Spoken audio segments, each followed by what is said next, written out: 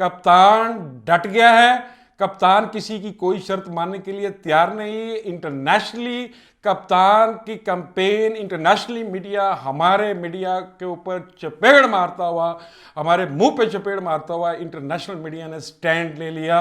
PTI को उसको election commission के जरिए उसके ऊपर ताहयात पाबंदी लगाने के लिए आज एक जाल बुना जा रहा है। सऊदी वफद भी आया हुआ है जो कि आर्मी चीफ से मिला है और उसमें भी एक बहुत बड़ा पैगाम दिया गया है। ये इम्पोर्टेड हुकूमत ही थी। एक एक वैकेंसीज के पीछे इन पंडितों ने, मैं कहता हूं कि लाखों रुपए की दिहाड़ियां लगाई हैं। बुशरा बीबी की अटक में कप्तान से मुलाकात, बड़ा पैगाम के बाद उसके बाद एक शख्सियत गई है, बहुत बड़ी शख्सियत, माजरत के साथ वो नाम मैं डिस्क्लोज नहीं कर सकता, जो मुझे जेल जराए ने बताया, और वो क्या पैगाम लेके गए और वो पैगाम मैं आपको बताता हूं अपने वीलॉग में। लेकिन उससे पहले भी इससे मुलाकातों में जो पैगामात गए हैं, कप्तान ने उनको ठुकराया। ना सिर्फ ठुकराया बल्कि कप्तान ने कहा कि जी मैं किसी किस्म की कोई ऑफर आप लोगों की तस्लीम नहीं करता, मुझे सज़ा काटने दें, मैंने यहीं जीना है, यहीं मरना है।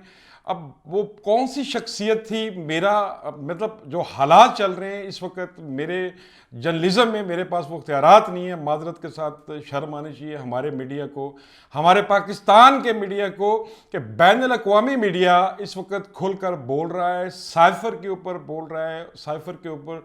इसके अलावा बाकी कंट्रीज जो हैं वो मुतहरक हो चुकी हैं। अमेरिका को बैनुल-अक़वामी मीडिया ने सच बोलकर इस बात पर मतलब मजबूर कर दिया कि उन्होंने साइफर को न सिर्फ तस्लीम किया बल्कि अब दाल में कुछ काला है कि उन्होंने ये सिग्नल भी दे दिया है कि इसका मतलब ये इम्पोर्टेड हुकूमत ही थी, जिस पर शहबाज शरीफ ने ये कहा है कि लानत है हम पे, अगर अमेरिका की वजह से ये हमारी हुकूमत अगर हमें मुझे मिली जिसको कप्तान ने इम्पोर्टेड हुकूमत करार दिया था।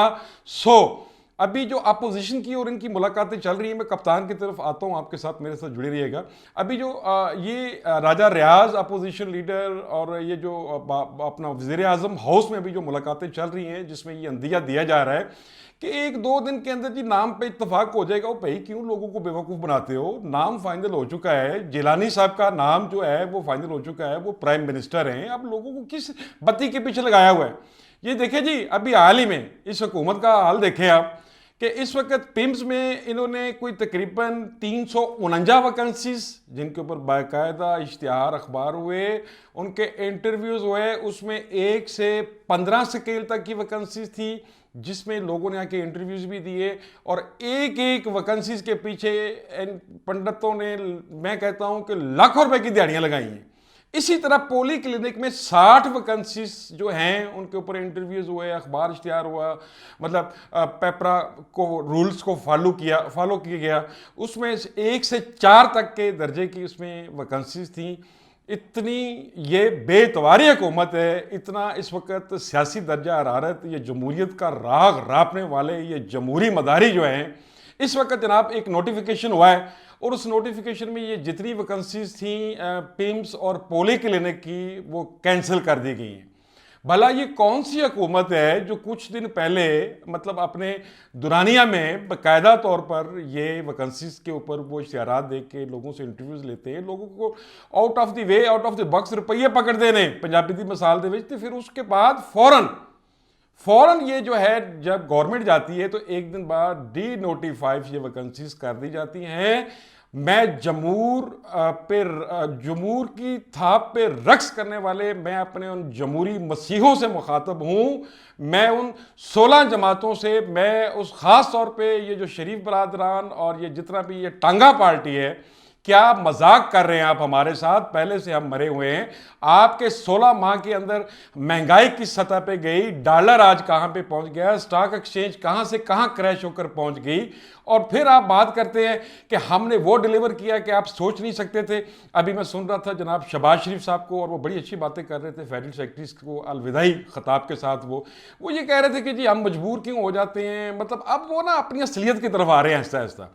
उसमें वो कह रहे थे कि जी हमें आखिर खुल के काम क्यों नहीं करने दिया जाता, एक फेडरल सेक्रेटरी को मिनिस्टर की क्यों ज़रूरत है, मिनिस्टर को प्राइम मिनिस्टर के ऊपर, फिर बाकी किसी को, मतलब इशारा उस आंख की तरफ है जो आंख शायद किसी को नहीं भा रही। कप्तान की तरफ मैं दोबारा आता हूं, वो मुलाकात एक बड़ी मुलाकात जिस पर कप्तान को बहुत सारी शर्तें दोबारा पेश की गई, पेशकश दी गई, जिस पर कप्तान ने चिट्टा इनकार कर दिया। इस वक्त अमेरिका समेत दीगर एक अरब ममालिक ने अपनी ये जो कप्तान की गिरफ्तारी के हवाले से और नाअहली के हवाले से और मौजूदा पाकिस्तान के अंदर जो सूरत हाल है, सियासी सूरत हाल है, उसमें बड़ी तेज़ी से काम शुरू कर दिया है। और आज सऊदी वफद भी आया हुआ है जो कि आर्मी चीफ से मिला है और उसमें भी एक बहुत बड़ा पैगाम दिया गया है। कप्तान ने कोई सी पैक के ऊपर तनकीद नहीं की, कप्तान के साथ सऊदीया के तल्लुकात भी ठीक थे, कप्तान इंटरनेशनल फिगर का आदमी था, कप्तान को इंटरनेशनली लाइक किया जाता है। सो आज कप्तान की इस सऊदी सफ़ीरों की मुलाकातों के, बादशाहों के मुलाकातों के बाद क्या वो देखने वाली आंख क्या फैसला करती है। कप्तान तो भाई डटा पड़ा है। कप्तान ने कहा जी मैं कैद कटनी है, मैनू भावें जेल च पाओ, मेरा जीना मरना मेरी इस अवाम नाल है। ये फिक्र किसको है? ये फिक्र उनको जो बड़े बड़े जजीरे, बड़े बड़े महल, प्राइवेट जेट, बड़े बड़े जखीरे, जिनको दुनिया को आखिरत समझ के बैठे हो, नौज़बिल्लाह, ये फिक्र उन लोगों को है जिस बंदे को ये पता है कि मैंने मरना है और मरने के बाद मैंने उस जगह जाना है जो दर हकीकत वो दुनिया जहाँ से शुरू होनी है। उस बंदे को कोई खौफ नहीं है। खौफ उस बंदे को है जिसने बदकिस्मती से इस दुनिया को हकीकत समझा हुआ है। वो कहते हैं कि नौज़बिल्लाह आखिरत तो बात की बात है, ये दुनिया ही सब कुछ है। वो भाई उस बंदे को कोई किसी किस्म का खौफ नहीं है।